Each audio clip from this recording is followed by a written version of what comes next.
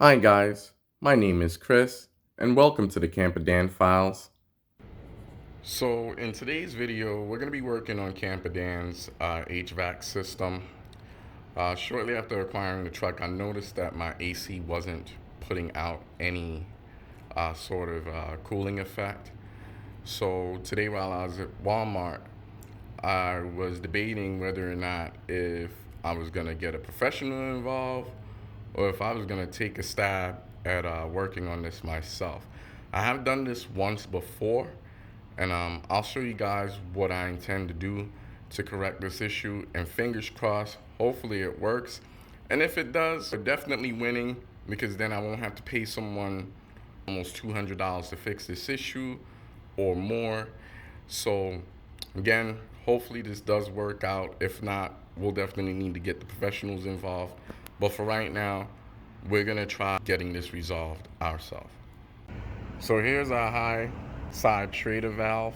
When you're filling your HVAC system with new refrigerant, you don't want to fill from this side. In fact, you can't, because the coupler on these refill kits only fits the low side, as that's where you would have to introduce the refrigerant.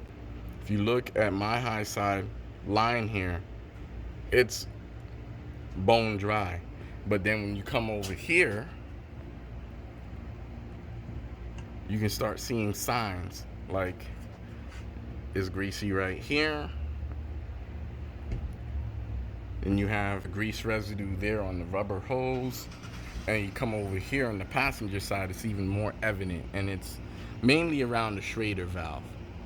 I didn't want to condemn it because I don't want to have to spend unnecessary money, especially in this climate. And then if you look here,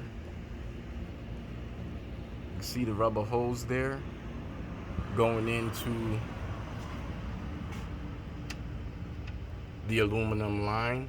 On the bottom side of that is where we're seeing the residue. You can't really make it out here on camera because of where it is. It's behind where I see the residue. Is behind the power steering reservoir here.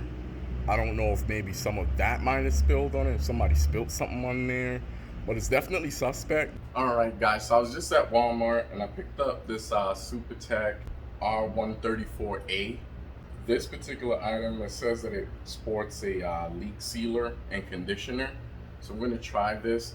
I did do a test of sorts on Camperdan's AC system.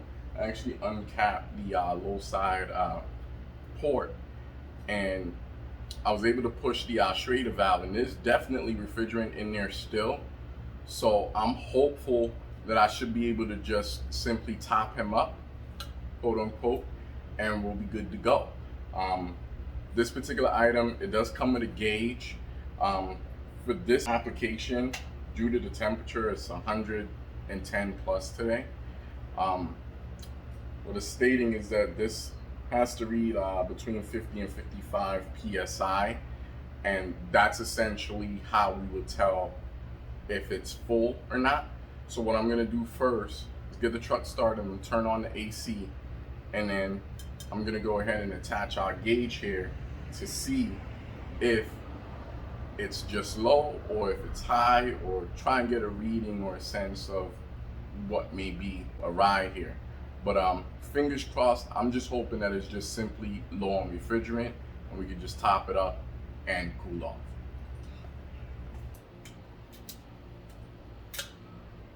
I've encountered this issue once before on the old Ford Mustang that I own, and this is very reminiscent of the issues that I was having with that particular vehicle. So fingers crossed, I'm hoping that we can just simply top this thing up and get it going.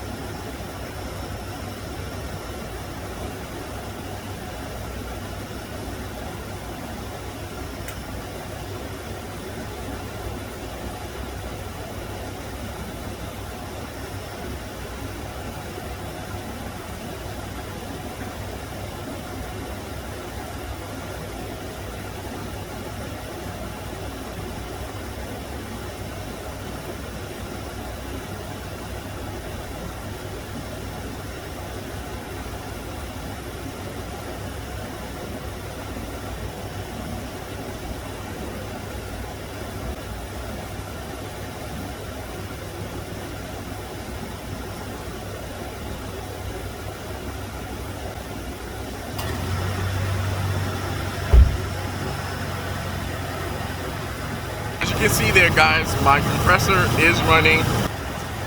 So it turns out that I forgot to push the actual AC button. So I pushed it, the compressor's now cycling. Looks like we're reading about 40 pounds. So we're gonna go ahead and up that until we reach our 55 PSI threshold.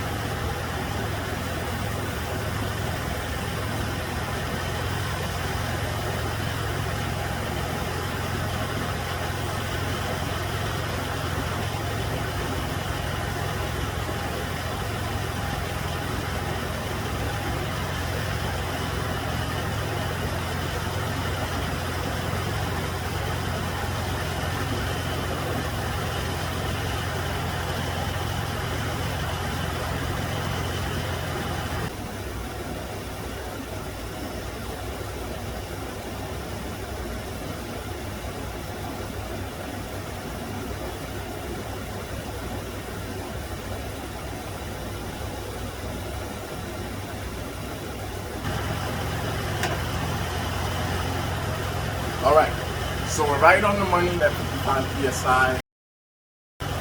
Doesn't look like it was that low. We're gonna go ahead and I'm gonna hop in the truck and see what kind of cooling effect we get now. I'm sitting in the truck now, guys, and let me tell you, it is a whole new world in here, okay?